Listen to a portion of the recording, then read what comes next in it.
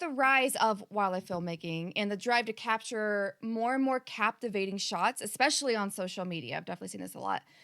What steps do you take to ensure the welfare and safety of the animals you like, photograph, film, while still getting those desired shots? So, like, in other words, how do you maintain ethical wildlife photography practices in your work, I getting these think cool a things? lot of times where I'm ending up right now, I get opportunity to go in kind of remote areas or places where people don't usually go. So at this point, like I was in Brazil shooting for a documentary, different locations, and all the times that we've been there, we've had guides and fixers and incredibly knowledgeable people with us.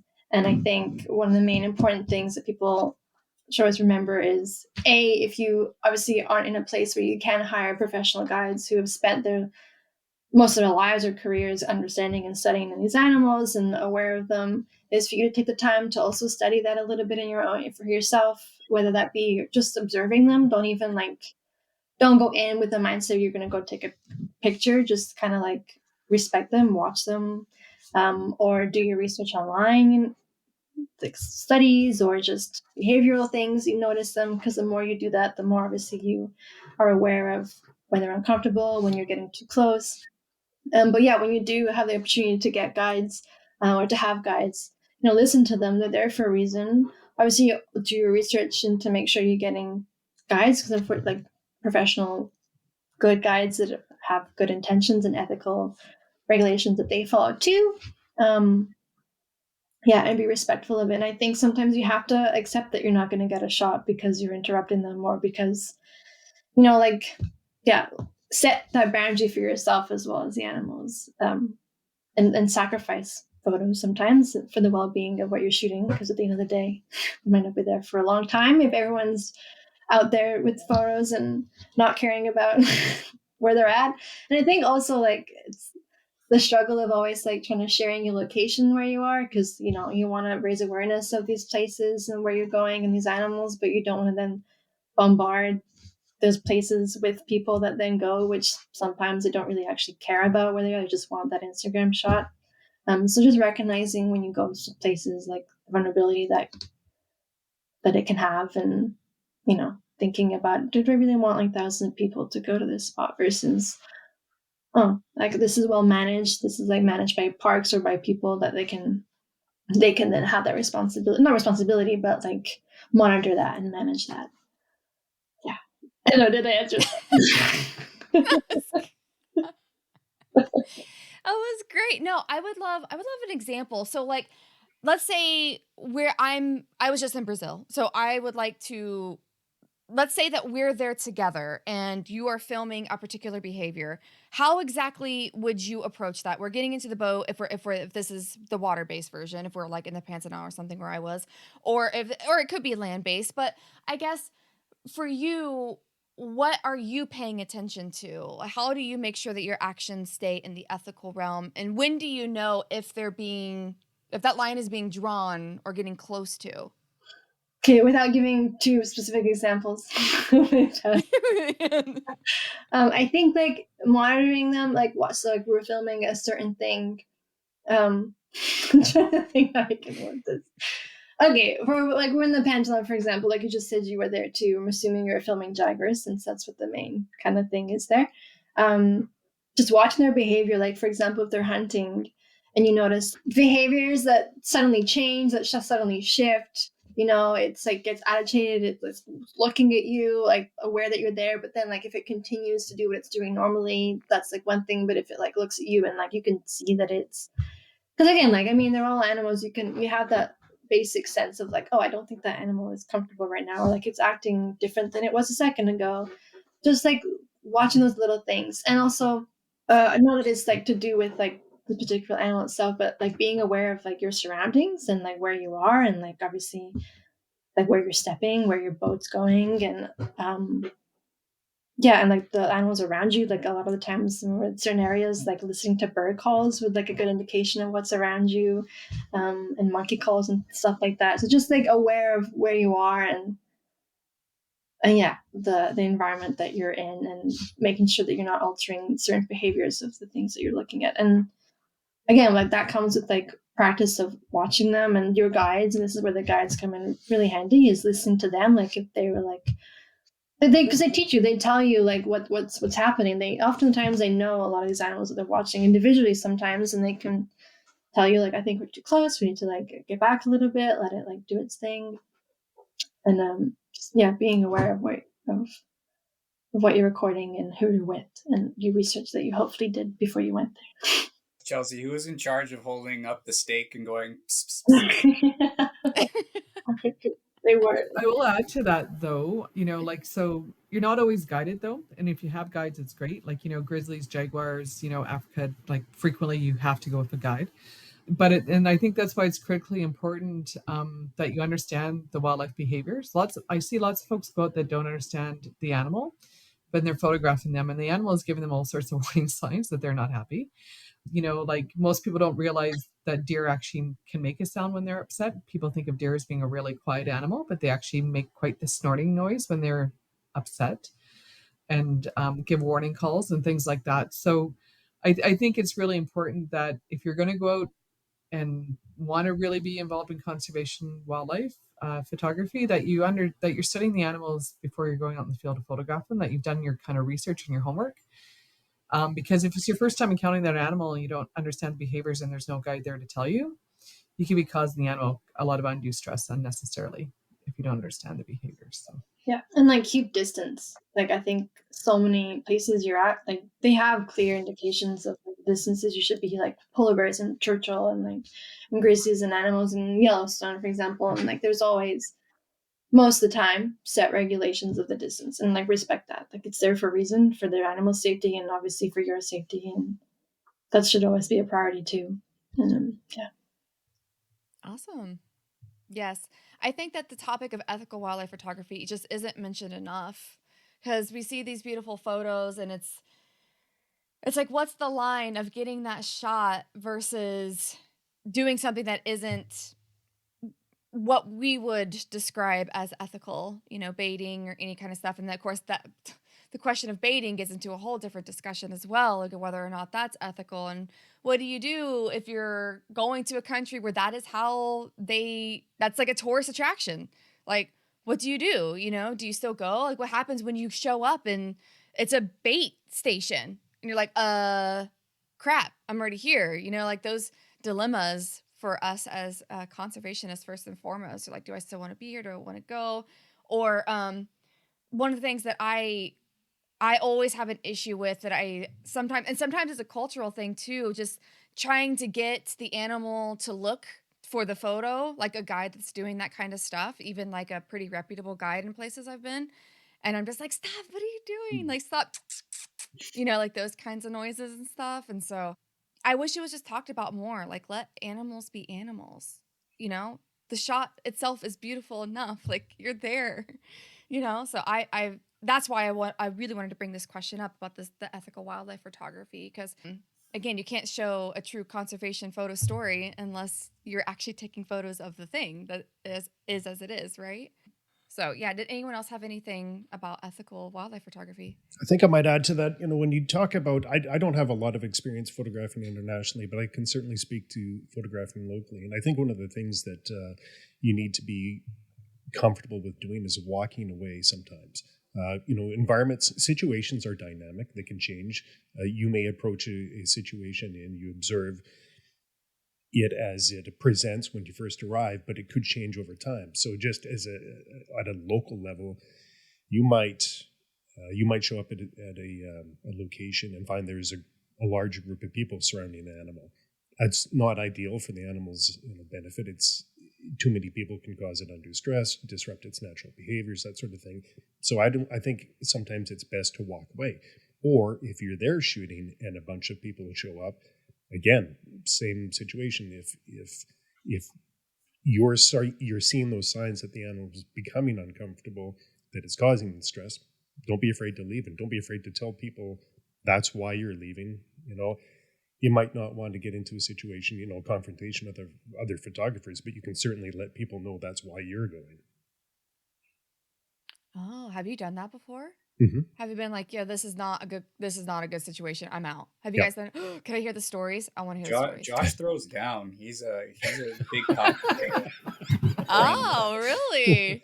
Do you throw some right hooks? Like, what do you do? No, no, no, no, no. We we've actually had this discussion, amongst ourselves. We don't do the name and shame approach. We don't, we certainly don't do that online. It's really more leading by example, So I think, but it's more about, like I say, letting people know. And I've had those conversations with other photographers and said, I avoid this area because I've noticed that it's become too busy. There's too many people there, and I don't want to cause that. So it's really more about having that discussion and raising awareness through conversation. I think that in the long run is beneficial. My examples they're not wild and crazy. I didn't it didn't break out into a fight, but certainly I've left when I saw too many photographers. I mean, there are popular local spots in them, and social media is really feeding into that because people, unfortunately, there are some people who will post the location, and once that becomes common knowledge, it draws more and more people to it. Which, as Chelsea mentioned, is one of the reasons why it's really important not to name a specific location to give those animals the opportunity to be wild. Mm. Donna, I saw you turn on your mic. I'm sure you have stories. What are yours? Well, Jasper during rut season is got to be one of the worst places to see terrible wildlife photography behavior. Oh, really? Yeah, there's it. You can have 50, 60 people in a field watching 2 or 3 bull elk easily, um, and stressing the elk significantly, like getting too close. I've seen the elk charge numerous photographers when I've been there. I can't tell you the amount of times I've left places in Jasper and just said, I don't care, going somewhere else. This is craziness. But I still keep going back because I mean it's I live in Alberta. It is a really great place to get elk photos, right? And but I try to find places where there's nobody at. I go off some really beaten paths, and if I come in an area and there's a lot of photographers there, I generally leave, right? I don't stick around because people just, yeah, silliness sometimes. And then the other one story I did want to tell though, which, and again it goes to understanding behavior, but it's easy enough to see when an elk's getting upset or a moose is getting upset. I watched not too long ago a person chase a poor turtle around a field, and the turtle had nowhere to go, and Ray's probably like heart is probably breaking, but I but mean, I was we gonna say we that wasn't me, Donna. no, but we get about two or Yeah. three feet in front of the turtle, lay down, and click, click, click until you see the turtle start to change direction, like go 90 degrees the other way. Get up, get ready for him again. Turtle would try to move, get up, get right in front of him again. It was like, oh my gosh, the poor turtle. Yeah. Like, let the poor thing alone. Like, it was just bad. So Have you ever seen that with owls? I know that you are a pro at owl photography, and owls I have a don't whole photograph different love. owls. I don't photograph owls of anybody, and I don't tell them where they're out. Oh, So okay. every owl photo I've Mm, ever taken, I've been by myself. so, so I mean, I'm up, nice. I'm up in northern Alberta. So it's not like I'm not in an urban center. Definitely, like you getting again in Alberta, Calgary, and Edmonton, and Great Horns in the city, and some you will know, and all of a sudden 30 people are there because it's on social media. Where I live in the country, and I go out and find owls in the country. It's usually just me and the owls. So, and the minute there's owls have very good tells when they're not happy with you, and the minute that they display any of those, I leave them alone. So, Nice. Nice. All right. Does anyone else have anything else about ethical photography before I move on? Yeah, I think I want to add one more thing to it. I think it's important to note that it's an evolving field, that information continues to come out, and that what we think today might be, a reasonable practice, we may learn in the future that it's something that needs to change. And that's happened over the course of my brief career in photography. Using calls for birds, particularly owls, is now discouraged. And that was fairly common and still is amongst quite a few people. But the Audubon Society came up with a really good article with a number of reasons why it's discouraged now. I think there are situations, and again, we've had these discussions amongst ourselves, where you might want to review something on a species by species basis. There might be mitigating circumstances.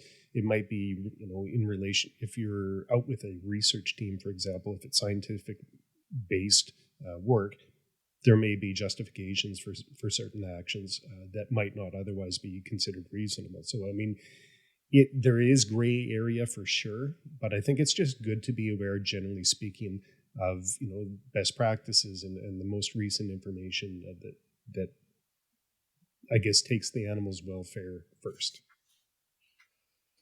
It's really interesting that you bring that up because, again, this goes back to my previous comment about even though some guides are great and a lot of international destinations I've been to, they'll use bird calls.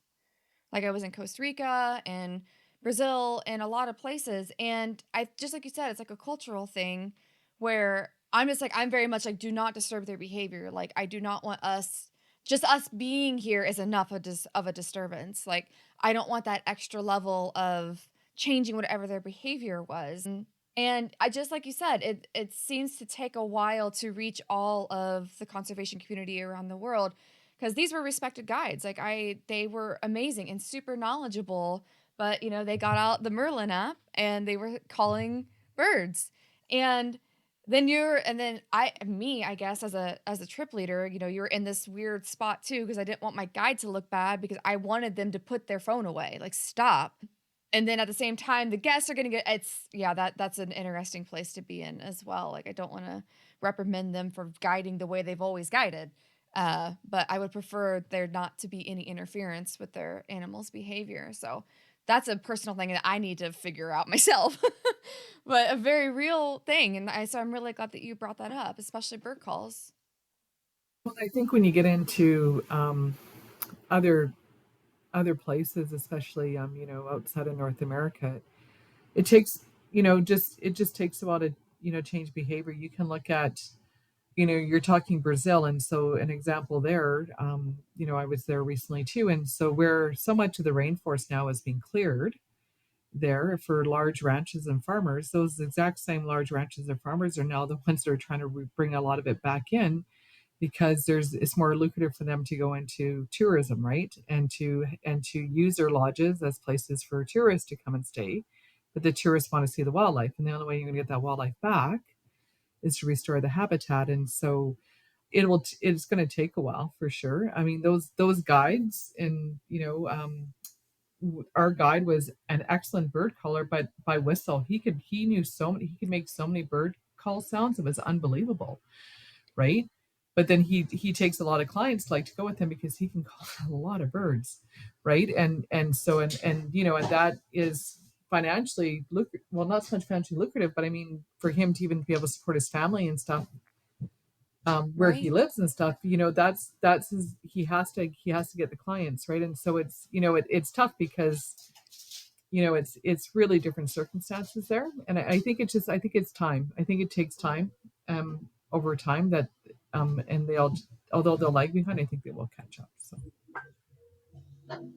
Yeah. Yeah, That is a really acknowledging fantastic the point. image of like of where you are. I think that was also I wanted to make sure too, like the whole guiding thing, and I'm recognizing that like we are privileged enough to go to these places and mostly have the guides, but recognizing that people can't do that, but there are also ways that they can do themselves and do their own research and like their own ethics and ways that they can shoot too. But yeah, I wanted to acknowledge that too. It's like white girl going to take photos. Yeah, that I'm privileged. Anyway, Yeah, for sure. very It's good. definitely a That was a very good point, Donna. That's a good one.